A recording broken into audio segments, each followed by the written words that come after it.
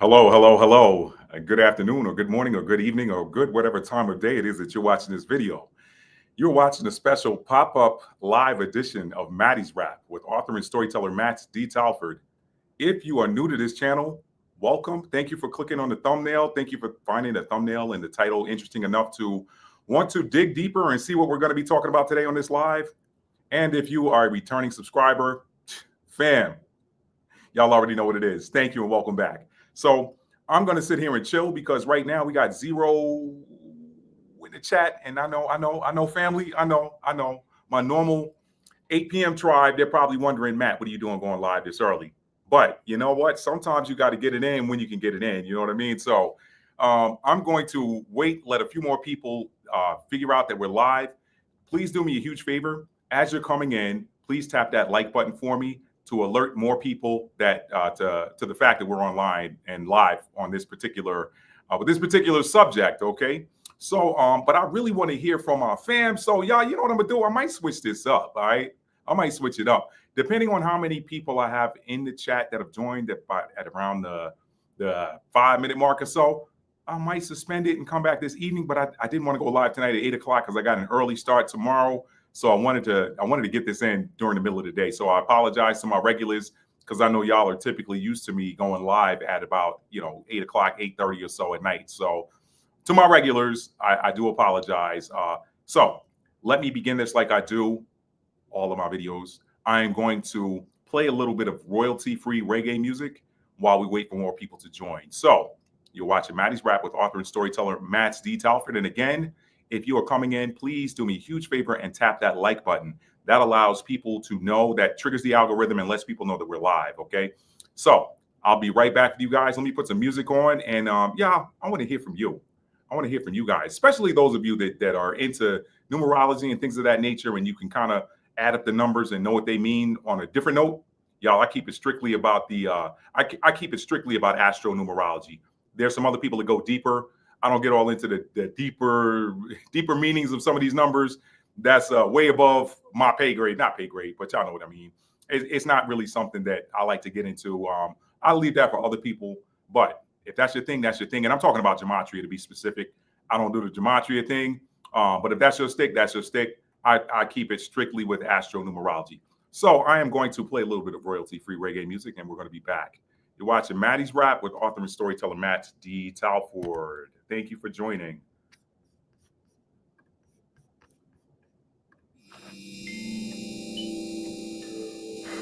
All right, family, I'm going to step away and I'll be right back. Again, you're watching Maddie's Rap with author and storyteller Matt D. Talford.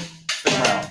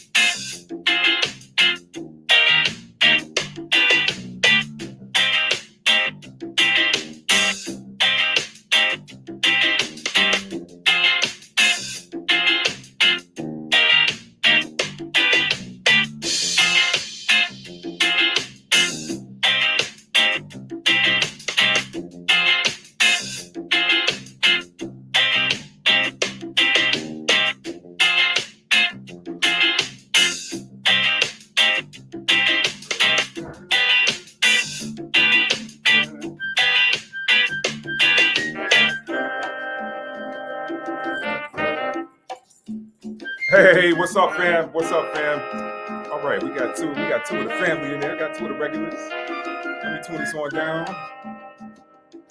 and y'all, we're gonna get started.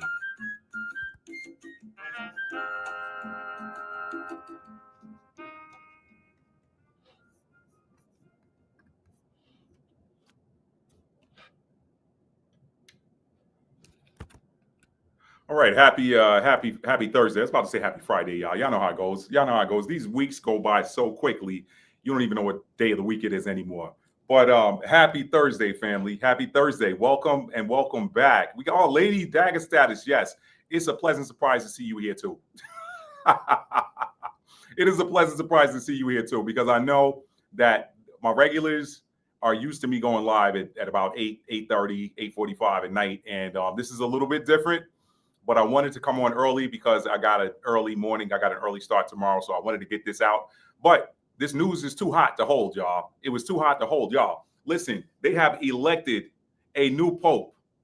They have elected a new pope. Listen, I still at the desk. Okay, cool. Perfect. Listen, y'all, do me a huge favor and tap that like button if you're just coming in, because it's going to alert more people and let them know that Matt D. Talford is live talking about a hot topic. The new pope. Is this more five magic or coincidence, y'all? And I put into parentheses, they're playing in y'all face again. They are playing in y'all face again. Let's talk about this, y'all. Let's talk about this. Let me go to my notes, because I wrote something that this was originally going to be a community post, but I kind of know what this platform does with the community posts sometimes, y'all. So I was just like, you know what? This probably ought to be a live. And I wasn't going to go live tonight, but y'all know how these downloads come in. When you see something, you can't unsee it. And y'all know Capricorns, we won't be looking for stuff. But look, sometimes you see a pattern and you got to speak on it. Sometimes you see a pattern and you got to speak on it. And I see a pattern, y'all. I see a pattern. So let me put y'all on game so we can get off of here, all right? This should not be a long live at all, y'all. But I know a lot of you guys are still at work. And again, I thank you for being here, because you don't have to be here. So let's get right into what we're talking about, all right? I am going to, I don't know if I'm going to start with my stuff, or do I want to read this article from the USA Today? Let's go to USA Today article first, because some people are not even aware of the news. They just elected a new pope. And this is kind of interesting for me, because I just recently saw the movie Conclave. And it's so funny because, spoiler alert, let me say that. In Conclave, the late front runner for the papacy was an American, okay? Now, that's not how the movie ended. Again, I told you spoiler alert, so I'm not going to give you any super duper details, no in-depth details of the movie for those of you who have not seen Conclave. But not the primary front runner, later on in the movie, the front runner was an American. So I just think it's pretty interesting that an American pope was selected, all right? Or elected, or however you want to call it. But that's something that I'm kind of going to talk about. But let me begin. For those of you who are not aware of this new American pope, Robert Provost, if I'm saying his name correct, I'm going to bring up an article from USA Today and read that on the screen for you guys. Thank you for being here. And again, if you're new coming in, please just tap that like button. It's going to let more people know that we're live. All right. So let me begin by sharing this article with you guys. I'm going to make this big, and let's see. All right. This comes from USA Today, and this was a little bit earlier today, maybe about 3 hours or so ago. New pope chosen. Is this the shortest conclave? What to know about election and white smoke? Okay. And there's a little video of the cardinals entering the Sistine Chapel as the papal conclave began. I'm not going to read that. I'm not going to play that. I'm just going to get right into the text here. Again, this article was written by Josh Kelly and Greta Cross, and it looks like this was a collaborate or a share from the Oklahoman. So it looks like USA Today picked that up and ran with it. Here we go. There isn't a set schedule for when the new pope will be introduced following the eagerly anticipated white smoke. However, past conclaves helped clue us in. In 2013, 12 years ago, interestingly enough, Pope Francis was introduced a little over an hour after white smoke plumed from the chapel chimney, per previous reporting by the Daily Telegraph. In that hour, the elected cardinal chose his papal name. About 20 minutes after his name was announced as the new pontiff, Francis appeared on the Sistine Chapel balcony, greeting the world as Pope for the first time. White smoke was seen above the Sistine Chapel just after 11 a.m. Central Time or 6 p.m. local time in Rome on Thursday, May the 8th, 2025. All right. Who's the next Pope? Cardinal Robert Prevost from the United States. First time ever, y'all. First time ever American Pope. We're going to talk about that too. Cardinal Robert Prevost from the United States was named the new Pope just after noon Central Time. Prevost will go by the papal name of Pope Leo XIV. After a candidate is selected by a majority of the vote, white smoke is released to signal to the public the conclave is ending. Then the new Pope must decide if he wants to fill the role. Then he enters a chamber in the chapel known as the Room of Tears, named for the emotional reactions of popes who realize their new responsibilities. In this season, being elected Pope in this season, in the Earth's timeline, that's a reason for tears, y'all. But that ain't in the article. Let me keep reading. The Pope dons papal vestments and the cardinals pay homage. Then the Pope is taken to the central balcony of St. Peter's Basilica, where a senior cardinal announces Habemus Papam, the Latin term for "we have a Pope," to the waiting crowd. The Pope then addresses the crowd, blessing them, the city, and the world. Why white smoke, for those of you who didn't know? Black and white smoke is used to represent the cardinals' decisions each day, as they are sequestered and cannot share this news directly. If one candidate does not receive the necessary 2/3 vote, the ballots are burned in a stove with a mixture of chemicals to produce black smoke. The black smoke indicates more voting is ahead. If a candidate is selected, the final round of ballots are burned with chemicals to produce white smoke. The conclave used a combination of potassium chlorate, lactose, and chloroform resin to create the white smoke. How long does it take to choose a pope? After 2 days of voting, the cardinals elected a new pope. Modern conclaves typically last 2 to 3 days, with Pope Francis also elected in 2 days. What was the shortest conclave in history? The shortest papal conclave. The shortest conclave was 10 hours and ended with the election of Pope Julius II in 1503.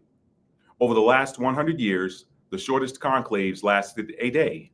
Pius XII was elected in 1939, 3 ballots, and John Paul I in 1978, 3 or 4 ballots, according to the New York Times.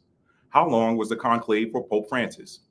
Pope Francis, who died on Easter Monday, was elected in March 2013 after 5 ballots were cast across 2 days, making it one of the quickest decisions in modern times. What is the longest conclave? The longest conclave in recorded history started in 1268 and ended in 1271 when Pope Gregory X was elected. The process took 2 years and 9 months and helped form the rules for future conclaves. No conclave has lasted more than 4 days since 1831. Now that name kind of jumps out at me. So if you guys watching this video, you want to leave it in the chat, tell me if that Gregory is the one for whom the Gregorian calendar that we know it as today was named. That just kind of jumps out at me. I didn't know if he's the guy or if it was somebody else. So please let me know if Pope Gregory X was the person whose namesake is used for the modern Gregorian calendar. All right, that is that. So let's see. Let's jump in. What's up, Lady Dagger Status again, and what's up, Green Tambourine Tarot? Thank you guys for being here. Now, let us and to my regulars that are watching this on demand, y'all, I have to apologize. I know I typically go live at 8 o'clock, but this was a special pop-up edition. So we'll probably still be going live this weekend on some other content, but we're going to deal with this Pope right now. All right. So now let us talk a little bit about, let me read what I was going to put in the community post earlier, and we'll talk about this a bit. Okay. Today on 5/8/2025, or May the 8th, 2025, American Cardinal Robert Prevost was just named leader of the Catholic Church. Interestingly enough, he took on the papal name of Leo XIV. This is where it gets interesting, y'all. Now, why is this interesting? Well, in numerology, 14, aka Roman numeral XIV, reduces to the single number 5. 5 in numerology is the number associated with change as well as activation. In astrology, Leo is the sign that rules over the 5th house, and the sun is the astrological planet that rules over Leo and the 5th house. Leo is represented by the lion. So with the choice of a papal name of Leo the 14th, and Leo being the astrological ruler of the 5th house, and the sun being the astrological planetary ruler of the constellation Leo and the 5th house, and the church considering the Pope supposedly, according to the church, the Pope is the closest man to God. Okay? So with all of that in mind, y'all, is this a play on the Pope somehow being the son of God?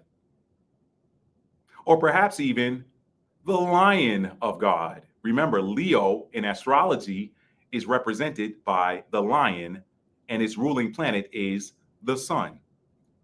So is this somehow a play on the new Pope, Pope Leo the 14th, being the son of God, or perhaps even the lion of God? Or is this all just a big coincidence? Now, y'all know what your boy Matt says. There are no such things as coincidences, right? No such things as coincidences. So what do y'all think about that? Because remember, Pope, the late Pope, Jesus' name is leaving me up. The late Pope Francis, remember, there was that 5 energy with what he set out to do last year in December, where he, over the course of a couple of weeks, was going to open 5 sacred portals. Okay.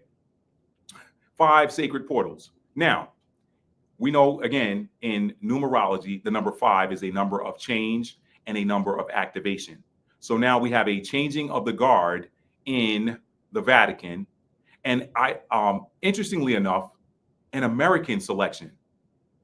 Robert Prevost, now Pope Leo the 14th, is the first American to ever hold the office. Do y'all think that's significant? Why? Why now? Why an American Pope? Why an American Pope now? This late in the game. Now, y'all know I say late in the game because y'all already know what time it is with prophecy. I cover a lot of prophecy on this channel. So this late in the game, why was an American Pope selected? That's something to ponder in and of itself. And I don't know. I might go back live again later tonight and rap with y'all when I get rap with a few more people that can't be here right now.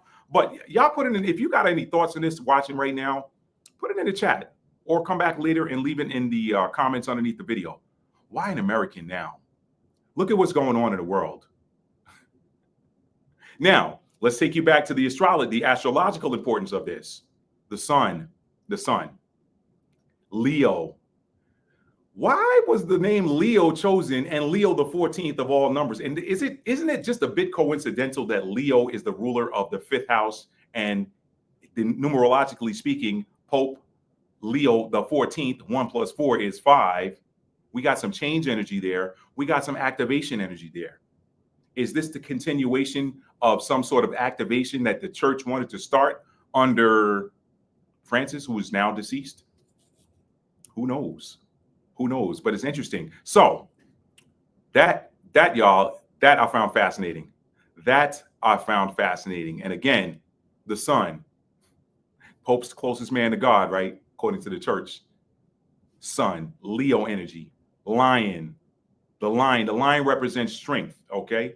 In tarot, the strength card has a picture of a lion in the traditional tarot deck. Okay. So, and a lot of the other ones that are non-traditional, there's an image of a lion there on the strength card.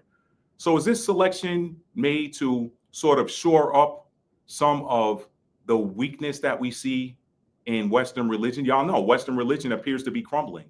It was something that your boy Matt said was going to happen with the changing of these times, the changing of the tide. When Pluto left out of Capricorn, the sign of structure, and went into the Aquarius, the sign of the rebel, the sign of the humanitarian, the rebel without a cause. Rebel without a pause. I'm alluding to the old days of Public Enemy. But let me show y'all something interesting here. Let me show y'all something interesting before I get off here. Because what I did was something that a lot of astrologers do. And I'm not going to, let me tell you up front what I did. Let me tell you first. A lot of astrologers, when they see a new birth, they immediately run a natal chart to pick up on what the energy is going to be. What is the energy of this new being or this new creation that has just entered the earth realm? So what did Matt do? Matt ran a natal chart against today's date with the location of Vatican City and a time of 6:00 p.m. local time. So what would have been 6:00 p.m. in Vatican City. I ran that. I'm going to pull it up on the screen, y'all, and keep it really basic. Now, what I'm not going to do is I'm not going to do what I do in private practice and do what I do normally when I'm doing a private natal chart reading. So I'm not going to, because I do some proprietary stuff that I haven't seen some other astrologers do. So I'm not going to expose that on here. I keep that for my clients. So what I'm going to do is I'm going to keep it very basic and just read to you and show you on the screen what I saw or what the birth chart calculator from AstroSeek put out. Okay, the output from the birth chart natal chart calculator from AstroSeek, because I saw some very interesting things. And again, it leads me back to, is there any such things as coincidences? Now, man might call it a coincidence, but y'all know what I always say on this channel. There's really only two or three things, maybe three: divine will, divine purpose. Some might call that one and the same. You could split it or call it one and the same. Divine will, divine purpose, and divine timing. Okay. So divine will, divine purpose, divine timing trumps everything. When you think you're doing something the way that you think you want to do it in the earth plane, I guarantee you're moving in accordance with a divine plan, because in the heavens, there is nothing that is random, and the heavens rule the earth. The heavens rule over the earth, whether you like to hear that or not. In Jeremiah chapter 31, it is the heavenly bodies are called ordinances. Hey, what's up, Angel? Thank you for joining. Thank you for joining. Nice to see some of the evening crew on. Thank you for joining. In the heavens, or in Jeremiah 31, the bodies, the planetary bodies, the sun, the moon, the stars are called ordinances. We know that ordinances are things that govern. So regardless of what you think you might be doing here on the earth, I promise you, you are moving in accordance with a higher plan. Okay. So now, with that being said, I'm going to bring up the output of AstroSeek, and we are going to look at the natal chart for what I'm not going to call it the new Pope, because obviously this isn't Robert Provost's, aka Pope Leo the 14th. This is not his natal chart. However, this is a new birth of the Catholic Church under new leadership. So I'm treating it as an entity. And what I found, y'all, let me bring it up. Okay. Let me bring it up. Woo! Y'all, you can't make some of this stuff up. You cannot make this stuff up. All right. I made the screen bigger so that you guys can see it over there. And I am now going to share it to the screen. Thank you all for being here. Thank you for being here. If you're just coming in, please tap that like button. It's going to let more people know we're live. All right. Here we go. Date of birth, 8 May 2025 at 1800 local time. All right. 1800 local time. And I use the Placidus system. Y'all know that's my preferred. I know there are other astrologers that like equal house and whole sign and that sort of thing. I like Placidus. That's just me, my preference. Okay. This is 1800 or 6:00 p.m. local time in Vatican City. Let's look at these placements. And I'm not gonna do the chart. I'm gonna keep this basic. I'm gonna assume that people watching have never run a natal chart calculator and they just want to know what's what. Okay, so I'm not gonna use the wheel and read it like a lot of seasoned astrologers do. I'm gonna keep it strictly the way that a beginner might read it, the way I did it when I first started out looking at natal charts. Okay, the sun is in Taurus. All right. It's Taurus season, and the sun of the new church under the leadership of Pope Leo the 14th is in the 7th house of partnership. Now, the 7th house is ruled by Libra. 7th house is ruled by Libra. So you got the sun in Taurus in the 7th house. All right, let's keep going. I'm just going to run down this, and I'm not going to interpret this on the way I interpret it. I'm just going to read what AstroSeek spit out. I'm going to read their text. Okay. The moon is in Libra, 4 degrees Libra. I'm not going to get into the degrees thing because that's not in the description below. But the moon is in Libra in the 12th house. Okay. The moon is in Libra in the 12th house, which tells us what? That the new church is a Libra rising. Y'all know that Libra rising is the most balanced rising sign of all of them. Libra rising. When you have Libra in the first house, that is the epitome of balance and symmetry. Okay. Again, I don't think there's any coincidences in the time that they released that smoke. Okay. Nevertheless, the moon is in Libra in the 12th house. That's significant. Y'all know that 12th house is special in astrology. That is the bridge between heaven and earth, the bridge between the spirit realm and the physical realm, the bridge between the natural and the supernatural, the bridge between this current reality and past lifetimes or past realities. I love the 12th house. I love it. Okay. Now, Mercury, communication. Now, let me go back. The sun is the core vitality. So the core soul essence of the church is Taurus energy. Taurus energy. Okay. I'm not going to break it. I'm so tempted to break this down, y'all, but I'm not going to do it. I'm not going to do it. I'm going to keep my word so I can get off here early. Okay. Here we go. The moon, which is the governor of the emotions, is in the 12th house in the sign of Libra. Balanced emotions. Okay. All right. All right. Bullish sun, grounded sun, grounded. Okay. Grounded earthy sun. I'm doing it, y'all. I'm doing it. Let me stop. The moon is in the balanced sign of Libra. All right. Now, keep in mind, let me go back. Let me back up just a minute, because if we look at this date of birth, there's something interesting here too. Okay. It is 8/5. That's 13, right? 8 plus 5 is 13. And then the year is 9 energy, 2025. Okay. So 13 plus 9 is what? 22. 22 is a very special number in numerology because it is the number of the master builder and the master teacher. Okay. So those are energies that you see with people that have 22 energy in their natal chart. Okay. The people that are born on the 22nd day of a month, you see that energy there as well. So I found that interesting in and of itself. So you had that going on. Now, 9-year, the 8th day of the 5th month, all of that adds up to 22. Okay.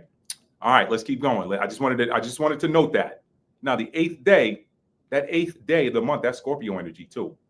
Scorpio energy, death and transformation, death and rebirth. Interesting day that the Pope was elected. All of this stuff plays in together, y'all. Let me jump back over here now. And y'all make what you will of it. I'm gonna try to keep this as basic as possible and not do a Maddie style deep dive. Now, the Mercury, the ruler of the ruler of communication. Mercury governs over it governs over thoughts, communication, speech, learning, and information. It's in the sign of Aries. Mercury's in Aries today, and guess what? It's in the 7th house. I may come back to this. Aries, the energy of communication, thoughts, learning, information, is in the sign of the Ram or the warrior. It's a fire sign, passion. Let's keep going. Venus, which rules over partnerships, is also in the sign of Aries in the 6th house of service. Okay. Mercury is in Aries in the 7th house of partnership. Venus, which rules over partnership, is also in Aries in the 6th house of service, health, daily tasks, routines, that sort of thing, details. All right, that's Virgo energy. Mars is in Leo. Pope Leo the 14th. Mars, the energy of war, the energy of aggression, the energy of action, the energy that dictates how we handle conflict, is in the sign of Leo, which also happens to be the namesake of the Pope. And it's in the 10th house of public and career. Leo naturally rules over the 5th house of creativity, passions, arts, those sorts of things. Okay. Children. His Mars sign, or his, not the Pope's, the new churches. And we'll call that his too, right? We'll call that his too.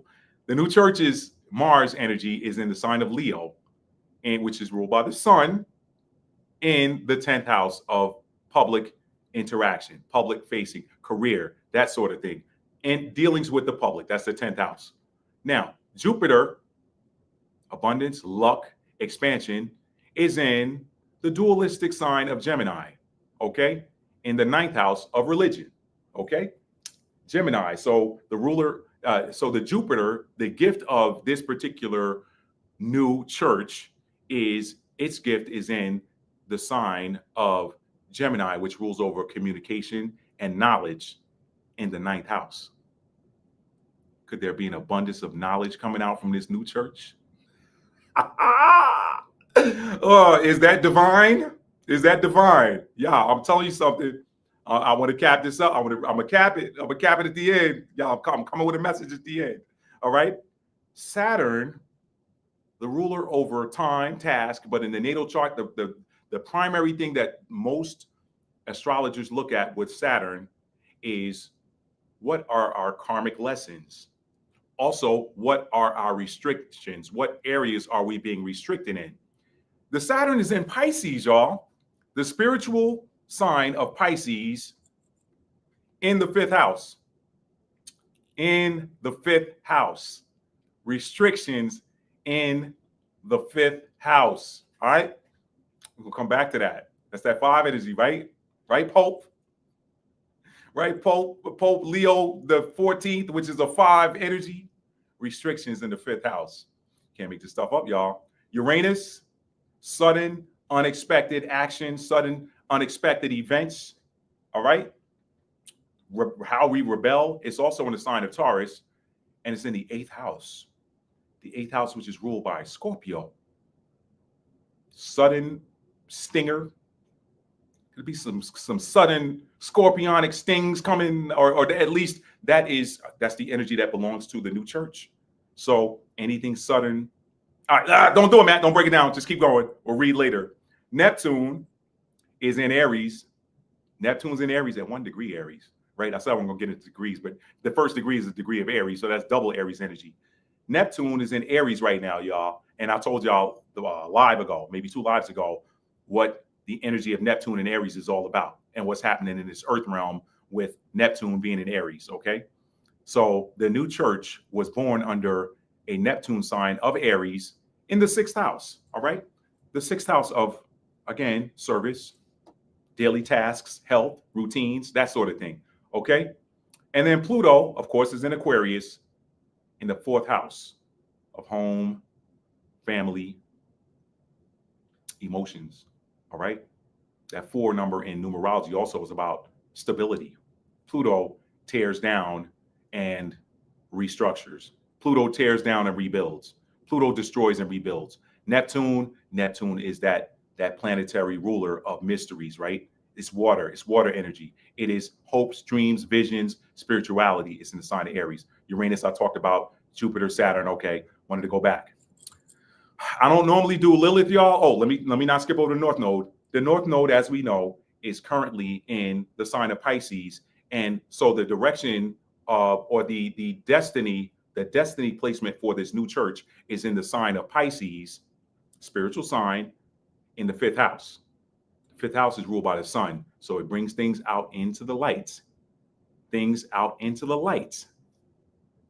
New church bringing mysteries, Pisces, things that are hidden, the subconscious, spirituality, the ruler of the 12th house, which is the bridge between heaven and earth, focused into the 5th house, okay? And it's retrograde. Y'all know what Maddie says when he sees a North Node in retrograde. That means you got to do that again. Something that was done in the previous iteration was not done right. So it had to be born under retrograde so it could do it again. When I see North Node in retrograde on a natal chart, that says somebody's back to finish some work that they did not finish. They were supposed to do something the last time. They didn't do it. So it's like, nah, you didn't do it the last time. Come back. That is how I read retrogrades in a natal chart when it's in the North Node. Now, Lilith, I don't normally talk about Lilith, y'all. I don't normally talk about Lilith. But interestingly enough, I'm working on a book right now where I actually mention Lilith, okay? More about that later. But this time I'm going to touch on Lilith a little bit because it's in the description below that I'm going to get to in just a moment. Lilith is in the sign of Scorpio. That's a rough placement for Lilith. Lilith is that shadow feminine energy. That's the darker feminine. That's the dark side of the feminine energy, okay? Lilith is that rebel. Lilith is opposite of what Eve, the energy that Eve was. Eve's like, okay, let me be about, my husband and the family and blah blah blah. Lilith is like, F all that. I'm doing it the way I want to do it. Lilith in Scorpio in the first house. The first house is the house of appearances and the house of self. And the pain point, Chiron, pain point is in Aries, okay, in the seventh house. So there's some pain that this new church was born under with regards to how perhaps it partnered with the world. All right. Now I'm going to read in a minute. And part of fortune, I don't do a lot with part of fortune. Some astrologers do, but part of fortune says the energy that you need to be in order to get your biggest fortunes or whatever. It's in Pisces in the fifth house. So you would think that the church being spiritual, on display, being creative with its spirituality, would be its part of fortune. But guess what? Saturn said, we ain't not so fast, partner. Not so fast. These two kind of cancel each other out, but it just depends. It depends. There's a lot that goes into that. There's a lot that goes into that, y'all. There's a lot. You can look at that degree, compare those. Matt, no, don't do it. Don't do it. Let's go through the houses real quick. I told you that this new church is a Libra rising. So this new church is going to be beautiful. It's going to have that beautiful appearance. And even look at the new Pope, y'all. Let me switch over to this tab. Let's see if there's a picture of him here. There's not. Hang on a second. Let me see if I can find a picture really quick of the new Pope. Oh, we got 19 people in the chat now. Those are nighttime numbers. Thank y'all for being here. Thank y'all for being here. Let's see. Pope Leo XIB. So we can get an image of this guy. Okay, here we go. Let's just go over here. Interestingly enough,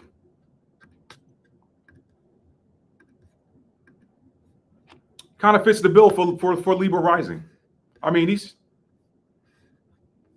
pretty symmetrical face, pretty clean face compared to some of the previous popes. Okay, he didn't have that. He's pretty.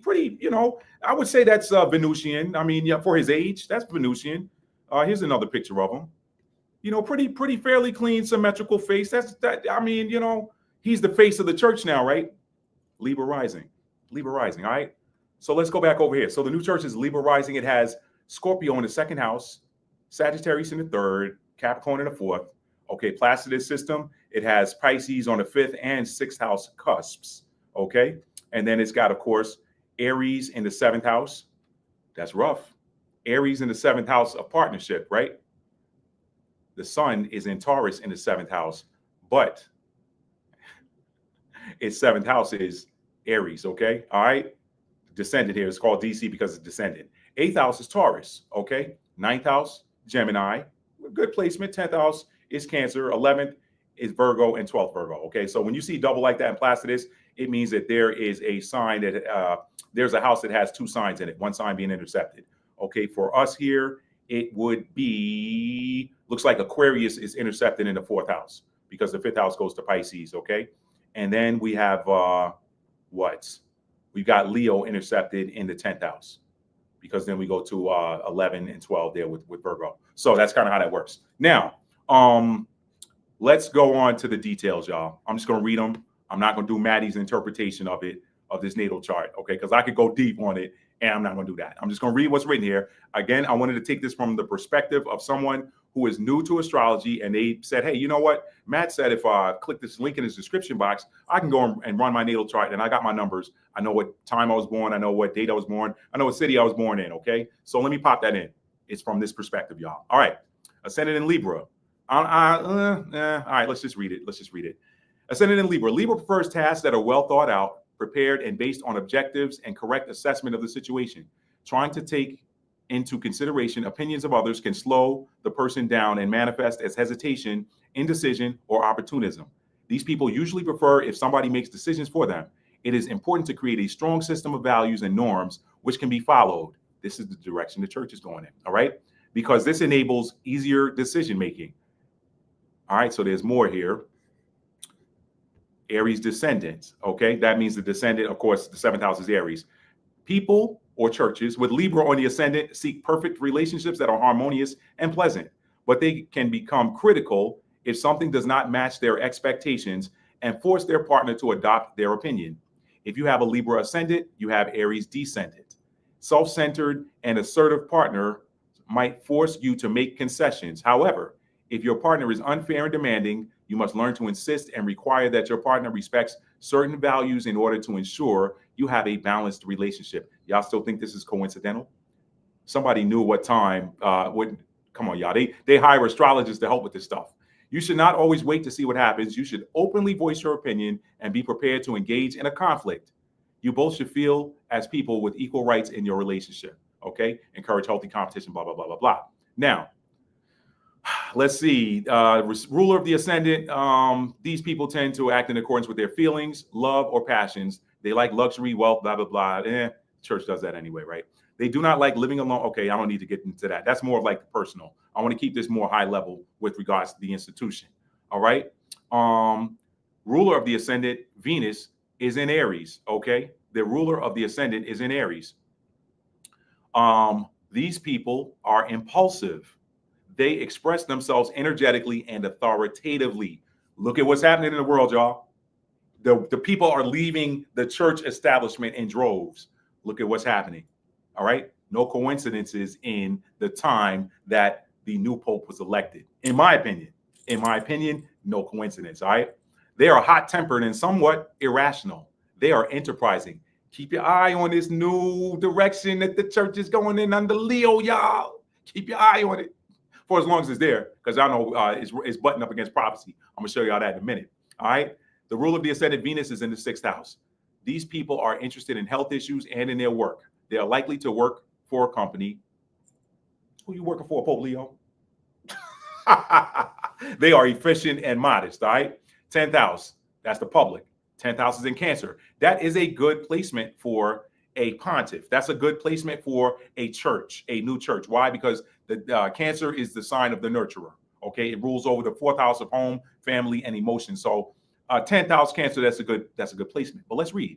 People with Cancer on the 10th house cusp are characterized by deep emotions about their career and social status.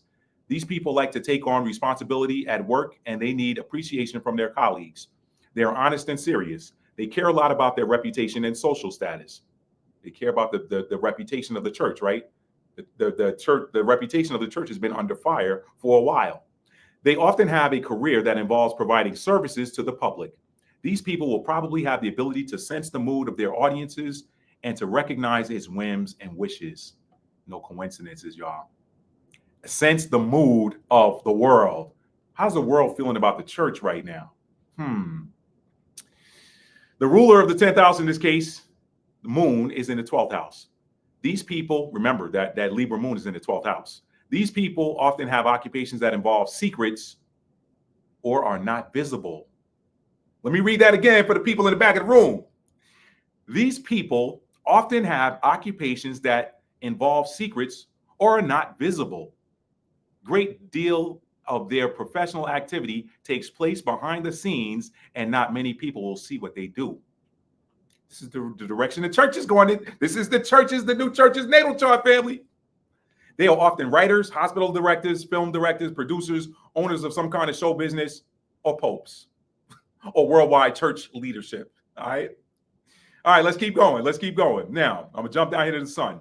The sun is in Taurus, okay? The sun symbolizes a personal identity. It's the identity of the church is Taurian, okay? Taurus is the bull. It is not easily moved. It is grounded. When a Taurus say they're going to do something, good luck trying to get them to change their mind. Good luck, all right? You got a better chance of winning the Powerball or the Mega Millions than getting a Taurus to change his mind when his mind is made up. The sun symbolizes a personal identity. It shows us areas where the person should learn to be independent, where he should fulfill his potential, differentiate himself from others, and shine. The position of the sun may tell us which profession would best suit the character of the person. The position of the sun, okay? In this case, the sun's in the 7th house. Let's keep going. The sun in Taurus, the sign of Taurus gives people who are born under it a calm and patient nature. That's true. All the Tauruses I know are they pretty level-headed and patient. They have to be. It's the bull. That bull don't move. You ever see a bull in nature or a bull out in a pasture? Them other cows walking around, that bull sitting there like, I'm chilling. I'm in my own space. Don't piss me off, or you will get the horn. Okay. And a sense of appreciation for beautiful and pleasant things. Venus. People born under the sign of Taurus are often quite introverted and they like to keep their distance, even from their best friends. However, the reason for this is not their arrogance, but their inability to talk their problems over with somebody. Okay. People born under the sign of Taurus are very conservative. It's a conservative church here, which is reflected in their behavior. Now, remember, Pope Francis was considered liberal. This guy, conservative. See how this works? People born under the sign of Taurus are very conservative, which is reflected in their behavior. I'm not saying, again, this is not the energy of Pope Francis. This is the energy of the church under Pope Francis. Okay? Keep that in mind. I'm sorry, not Francis, Leo. This is not the energy of Pope Leo. This is the energy of the church, and the direction is headed in under Leo. Okay? People born under the sign of Taurus are very conservative, which is reflected in their behavior, dressing, and style of living. It is not possible to say that they are against anything modern, but they insist on high quality materials, perfect design, and especially on values. This includes also the fact that these people need the feeling of security for their happiness, and they use everything to help them feel this way.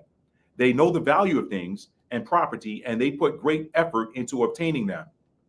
Could this church go back to the old church, which was about seizing property in the name of God? Just curious. Just curious. Just asking. Somebody might be able to answer that for me. All right. This includes also the fact that these people need a feeling of security for their happiness, and they use everything to help them feel this way. They know the value of things and property, and they put great effort into obtaining them because they also want their children to enjoy this security. Who would the children of the church be? The parishioners or people who jive with the Catholic faith. All right. And maybe not everybody, but that's a story for another day. If these people seem selfish, we're talking about conservative church here now. We're moving away from liberal and getting back to conservative.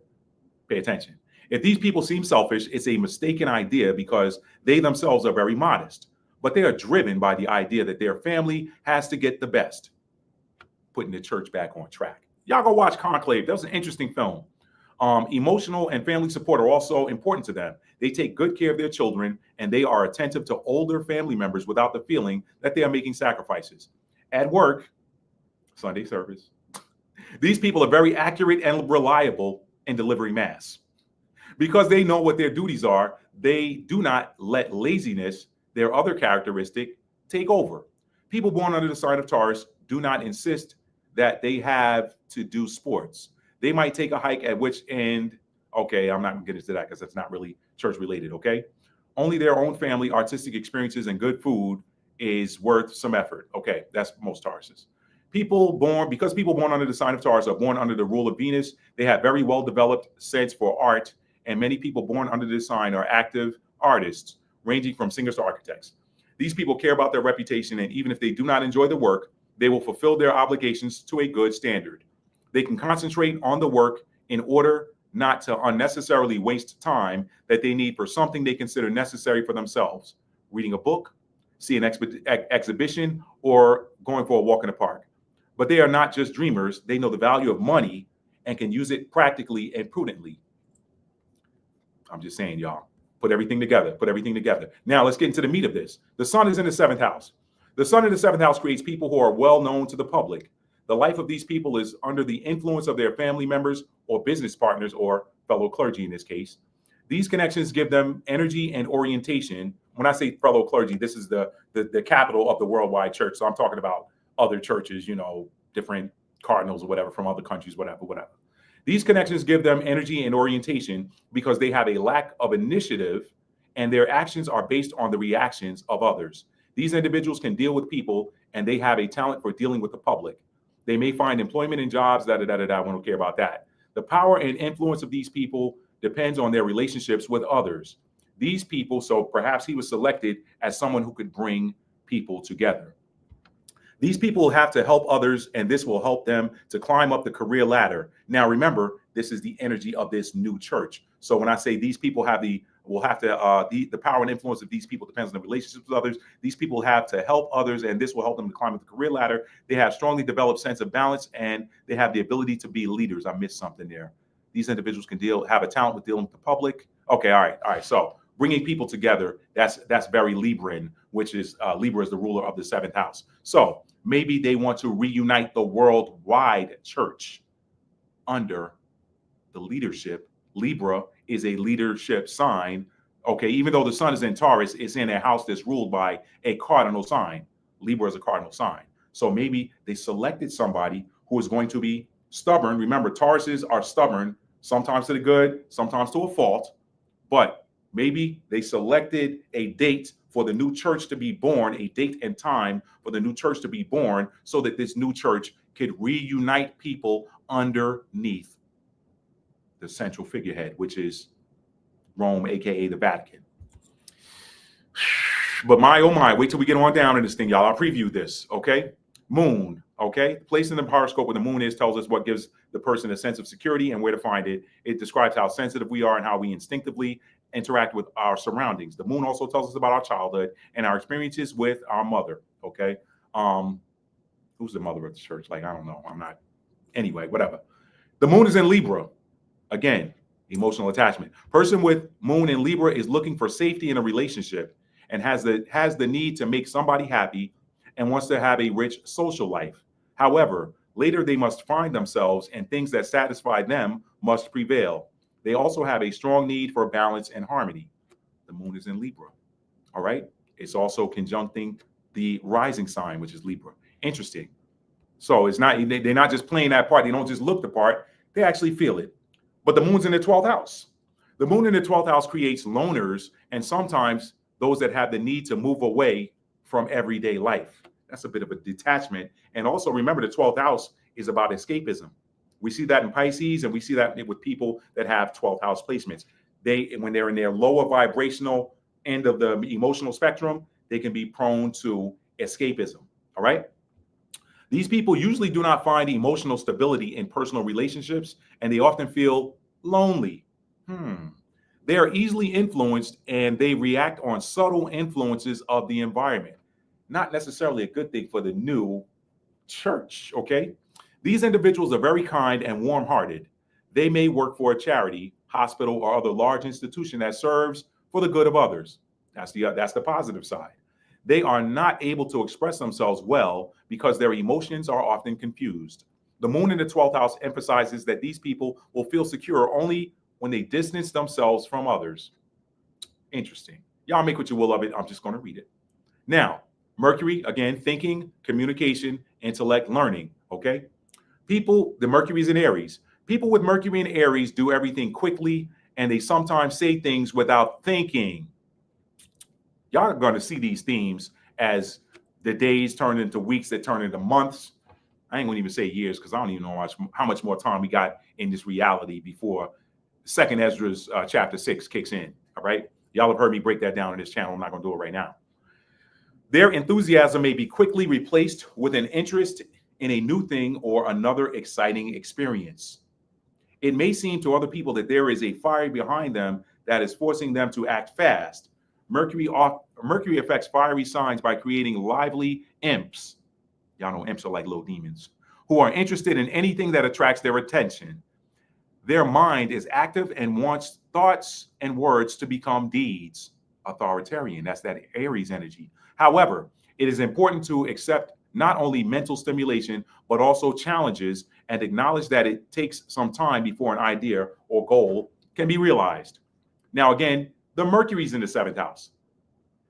So in the house of partnership, for the sign or for the energy of communication, it is in the energy of Aries, the individualist, the ram. All right. The one that can be prone to impulsivity. Now, I don't know that that's a good thing. Mercury in the 7th house. Mercury in the 7th house represents the house of personal relationships. These people are attracted to clever and expressive people. They have a talent for communicating with the public and may be successful in sales, law, or in public relations. They may become good advisors, mediators, or judges.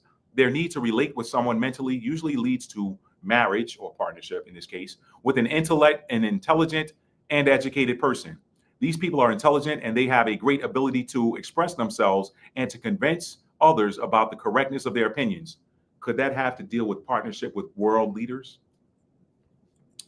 Moving on to Venus, the energy of partnership. Venus is in, let's see, Venus symbolizes attractivity. Sign in which Venus is, the sign that Venus is in tells us what we're attracted to, and this enables us to give or receive love and affection, beauty and happiness, values and principles. The negative side is that it represents weakness and shallowness. Now, let me say this.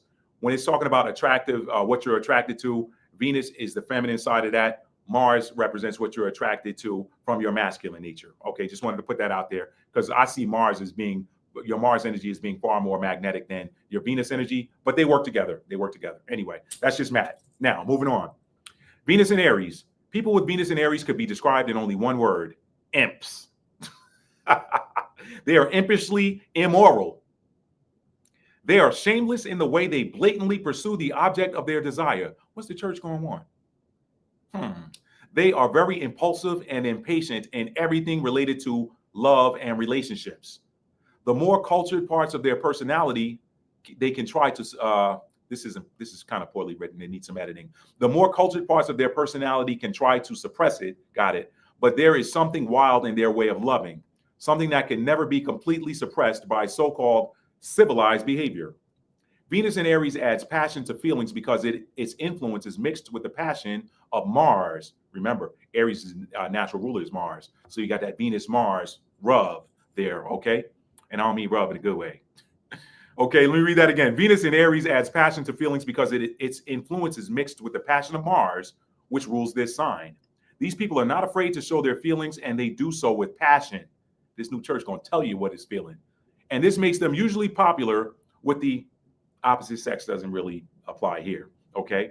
Though the opposite sex, I guess it could apply to government. I don't know. They may, because opposite church is the state, right? Even though they say there's the separation of church and state, we know that to be a lie all over the world. These people are not afraid to show their feelings, and they do so with passion, and this makes them usually popular with the other sex. They may marry in a rush, however, so they could be partnering with governments in a rush. However, this kind of love cannot last long. The fire of passion usually burns love, and marriages that are the result of this love are the sources of family misfortune. Keep in mind, this is the energy of the new church. Venus in Aries also tempts these people to spend more money than they can afford. When it comes to love, they always lose their head. They throw themselves into a love affair. Who you getting into bed with, Pope? What country you getting into bed with? Anyway, and I don't mean in a physical way. Y'all know what I'm talking about. When it comes to love, they always lose their head. They throw themselves into a love affair, and they are convinced that this is the only true love between two people in the entire world. Well, maybe with one exception, Romeo and Juliet. We know how tragically that ended. When their love ends, they pick up the pieces and try to save the dead relationship in all possible ways. It's the energy of the new church, y'all. If it fails, they start again, and it will be the same as the first time. Regardless of the number of mistakes they make in their love life, they are sure that that true love is within reach. Now, this Venus is in the 6th house. Is this a bull in a china cabinet? I don't know. Venus in the 6th house points to social activities, love affairs, or romantic relationships in the workplace. I just said what country it can also, United States. It can also mean an emotional bond to work. It can also mean an emotional bond to work. Let me read that in its proper cadence. It can also mean an emotional bond or attachment to work. In any case, it means a comfortable and pleasant working environment, okay? So if you're an employee of the Vatican, I guess you're gonna be all right with this new direction. These people often work as judges or referees or in jobs that deal with women. The influence of Venus in the 6th house brings artistic talent that could decide about the profession of these people. But keep in mind, the 6th house, that's pleasant energy, that's Virgo energy, that's about getting it done, but it's in the sign of Aries, the ram. That kind of takes it down a notch. That negates it a little bit. Mars symbolizes the need to get what we want. This means our driving force, which includes sex drive, initiative, and courage. Mars tells us about our desires, sensuality, courage, and will. It also tells us about how we are able to overcome obstacles and how active we are. You can throw out the sensuality part with this, because we're talking about the church. The church ain't out there getting theirs, but they could be, I guess, theoretically. Anyway, let's keep going. Mars in Leo. Mars in Leo gives people enterprising, diligent, fearless, and independent nature. These people have a well-developed sense of responsibility, and they have the ability to hold public office. They are devoted worshipers of their beloved person, and they court them with great passion. They successfully overcome any obstacles in their way. We're talking about the church, and their courtships, the church's courtships, usually have happy endings. Don't let your mind go there, y'all happy ending people out there. All right, that's not what it's talking about. Happily ever after is what it's talking about. Mars is very happy in fiery signs and likes to show how strong it is. People with Mars and Leo are cheerful and have a sense of honor. These people have a fiery character that needs some form of dramatic, creative, or romantic expression. Now, it's in the 10th house, so I kind of like this placement. Mars in the 10th house suggests people who want to improve their social status. Their energy is focused on career, and they want to be successful. Mars in this position usually means interest in politics or the army. A lot of wars happening right now. All right. Could this be that false piece from the book of Thessalonians? We don't know. Prophecy season, y'all. You got to pay attention to every little thing. These people are often managers or popes. They show initiative and they have the ability to achieve their goals. It is a powerful position that does not suggest a participatory attitude towards others unless it is mentioned in another part of the horoscope. Regardless of the influences of the other parts of the horoscope, they are usually people with leadership skills. Again, no coincidences on the time that this pope was selected and the dates. No coincidences. Jupiter, all right? Jupiter, expansion. Jupiter symbolizes growth, expansion, laws, faith. It rules over the 9th house of religion, and ethics that guide it. It represents a sense for development and support, which can lead to opportunities, wealth, and faith. However, if Jupiter is damaged, the person becomes immoral and extremist. Jupiter in Gemini. People with Jupiter in Gemini have a talent to get to know as many aspects of life as possible. It is basically how they get to know themselves. However, they may easily get entangled in endless amusements and distractions that life offers and forget about the things that truly matter. Gemini is also flip-flop energy. So Jupiter is an expander. So it could be an expansion of flip-flop energy. But y'all know I look at Jupiter as gifts, but I'm going to read it here. I'm not doing a Maddie thing. Not breaking it down like Maddie does. Here we go. They collect as much information and knowledge as they can, and in this process, they meet many people that can act as facilitators for travel, employment, services, or something more unusual. At a more intellectual level, gathering information allows them to see general trends in society as well as interests of individuals. Their most important ability is to be a well-informed. See, this needs editing. Their most important ability is to be well-informed in one or more areas. It is possible that they identify themselves with two or more philosophies or moral codes at the same time. Jupiter in this position may mean talent for writing, success in studies, languages and medicine, for example, the possibility of studying abroad, Jupiter equals foreign countries, twins, Jupiter equals children, scholarships, Jupiter gives people support, studying overseas, education in adulthood, success in journalism, medicine, or traveling, okay? So the Jupiter sign for this new church is in Gemini, all right? Jupiter is also how we achieve our highest abundance, okay? Potential. So this church will achieve its highest potential, whatever that might be, by operating in that Gemini energy. I just told y'all I wasn't going to do this like Maddie does. Let me keep going. Jupiter in the 9th house. Jupiter in the 9th house suggests important interests, such as Jupiter's at home in the 9th house, by the way. Jupiter in the 9th house suggests important interests such as philosophy, religion, and higher education. These people seek education, and they are talented higher education teachers. They are probably going to travel a lot, which will benefit them. Kind of what the Pope does anyway. I'm sure there's varying different degrees of how much they travel between popes, but that's part of the job, comes with it. Saturn, restriction, order, maturity, and time. Saturn is our strict teacher who is able to ruthlessly examine our maturity. However, it is not only the despot, but also the archetype of the sage who uses pain as a means to get our attention on what we should focus on and what we should continue to develop. Saturn is currently sitting in Pisces. People with Saturn in Pisces have to strike a balance between the need to ignore the demands of their own life and the need to take care of other people's problems. Could be a challenge for this new church. In order to find the golden middle way between these extremes, sooner or later, They will have to find a way to call the wisdom of the ancient soul within themselves. I'm gonna keep that tomorrow. I ain't saying nothing. Ancient wisdom of the ancient soul within themselves. Y'all know what the church is? Y'all seen that big old giant lizard looking thing in the conference hall? That's the ancient soul you calling on for wisdom.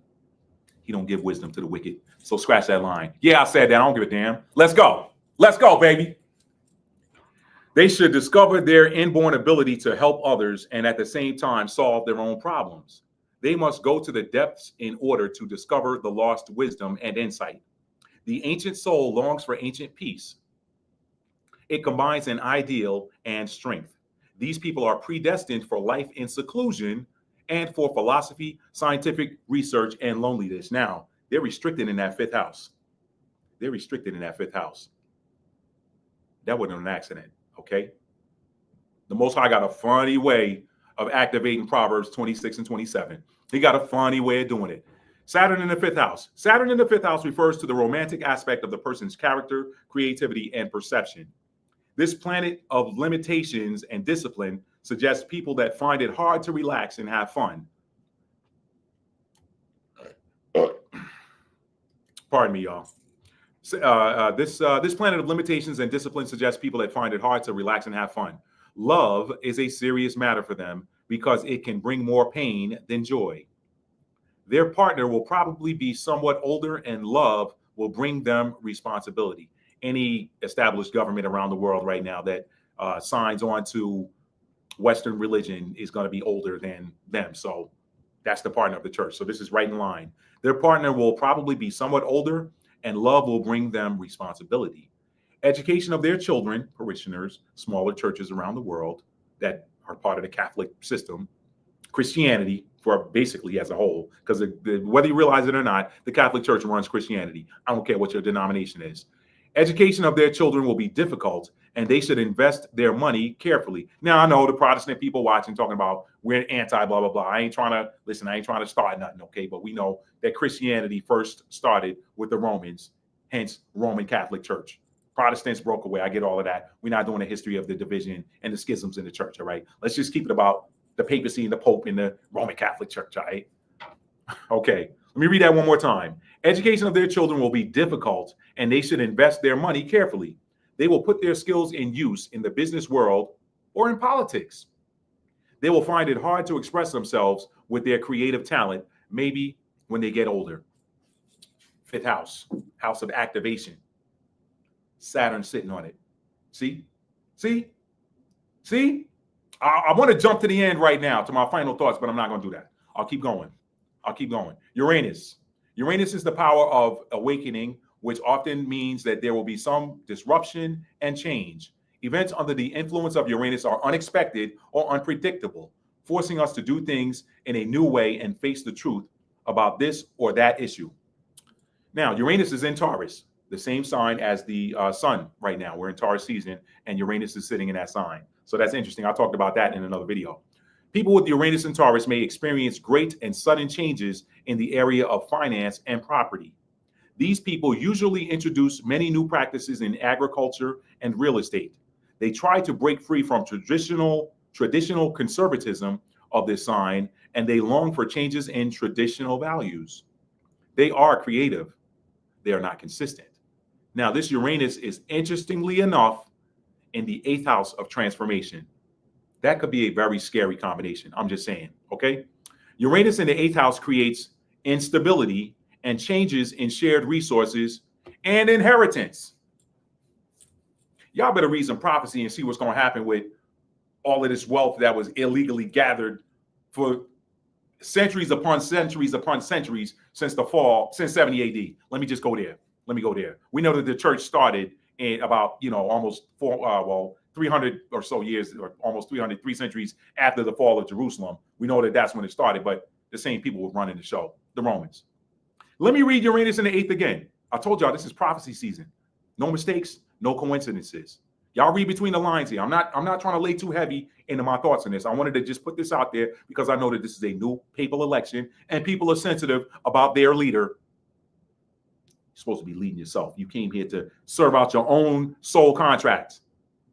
That Pope or nobody else out there that you looking to for leadership. And I'm not saying we're not supposed to have leaders. Obviously, when you're in a group, everybody can't lead.